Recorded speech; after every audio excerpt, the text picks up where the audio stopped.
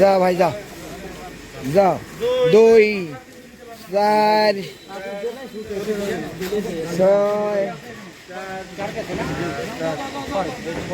8টা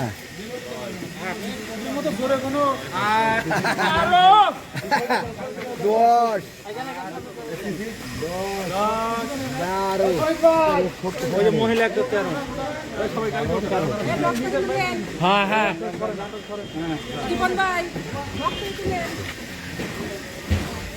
সম্মানিত দর্শকবৃন্দ, আমি এই মুহূর্তে রয়েছি সুজানগর থানাতে।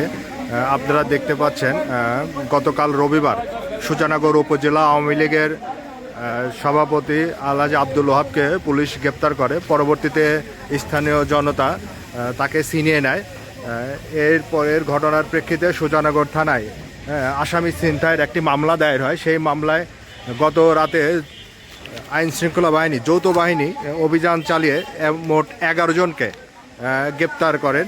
সেই গ্রেপ্তারকৃতদেরকে আজকে পাবনা জেল হাজতে পাঠাচ্ছেন সুজানগর থানা পুলিশ। সুজানগর থানা পুলিশ ওসি গোলাম মোস্তফা যেটি জানিয়েছেন, সর্বমোট 11 জনকে তারা গ্রেপ্তার দেখিয়েছেন। এ বিষয়ে আমি কথা বলার চেষ্টা করেছিলাম অতিরিক্ত পুলিশ সুপার বেড়া সার্কেল এবং এখানে সুজানগর সার্কেলের দায়িত্বপ্রাপ্ত আবুল কালাম আজাদের সঙ্গে। তিনি যেটি আমাকে জানিয়েছেন যে তাদের এই অভিযানটি অব্যাহত থাকবে। প্রিয় দর্শকবৃন্দ, আপনাদেরকে আরেকটু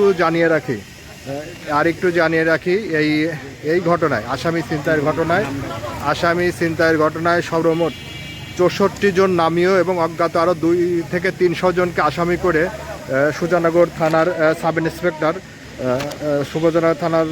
সাব ইন্সপেক্টর একটি আজহার হোসেন মামলা দায়ের করেন। সেই মামলার ভিত্তিতেই আজ সোমবার এই 11 জনকে গ্রেপ্তার দেখিয়ে তাদেরকে পাবনা জেল হাজতে পাঠানো হচ্ছে।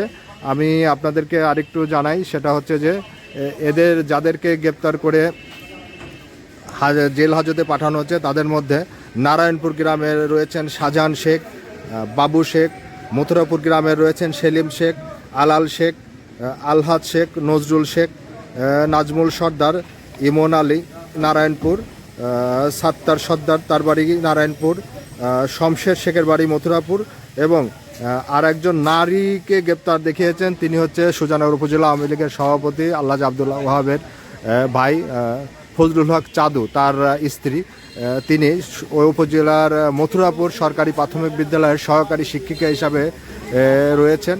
তাকেও এই মামলায় গ্রেপ্তার দেখিয়েছেন সুজানগর থানা পুলিশ। ধন্যবাদ।